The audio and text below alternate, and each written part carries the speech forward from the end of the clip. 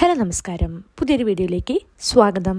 സംസ്ഥാനത്തെ എല്ലാ കർഷകരും കാർഷിക മേഖലയുമായി ബന്ധപ്പെട്ടവരും അറിഞ്ഞിരിക്കേണ്ട ഏറ്റവും പുതിയ കുറച്ച് അറിയിപ്പുകളായിട്ടാണ് വന്നിരിക്കുന്നത്.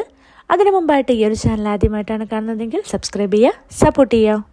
സംസ്ഥാന സർക്കാരിൻ്റെ ഖദർ ആപ്ലിക്കേഷനിലേക്കുള്ള രജിസ്ട്രേഷൻ തീയതി ഈ മാർച്ച് 31 വരെയിലേക്ക് നീട്ടിയിരിക്കുന്നു.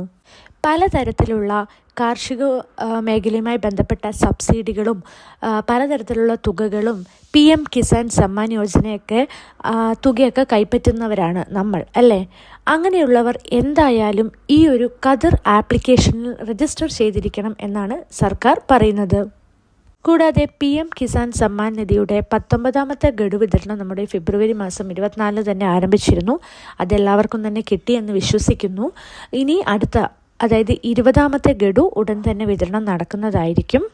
കൂടാതെ സംസ്ഥാനത്തെ കർഷകർക്ക് ലഭിക്കുന്ന പലതരത്തിലുള്ള സബ്സിഡി സ്കീമുകൾ, അതോടൊപ്പം ഇൻഷുറൻസ് പരിരക്ഷ, അതെ, സാമൂഹിക സുരക്ഷാ പെൻഷൻ പോലുള്ള വിവിധ പദ്ധതികൾ, ഇങ്ങനെയുള്ള എല്ലാത്തിനും ഏറ്റവും ഇമ്പോർട്ടൻ്റ് ആയിട്ടുള്ള ഒരു രേഖയായി മാറിക്കൊണ്ടിരിക്കുകയാണ് ഖദർ ആപ്ലിക്കേഷനിലെ കർഷകരുടെ രജിസ്ട്രേഷൻ. ഇവിടെ ഒരു ഫാർമേഴ്സ് ID ക്രിയേറ്റ് ചെയ്യപ്പെടുകയും ആ ഒരു ID കർഷകന് ലഭിക്കുകയുമാണ് ചെയ്യുന്നത്.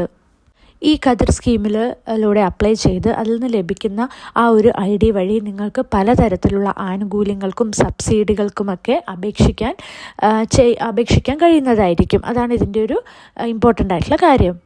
പലരും വിചാരിക്കുന്നുണ്ടാവും ഇത് ചെയ്യണോ എന്നുള്ളത്. പക്ഷെ ചെയ്യണം.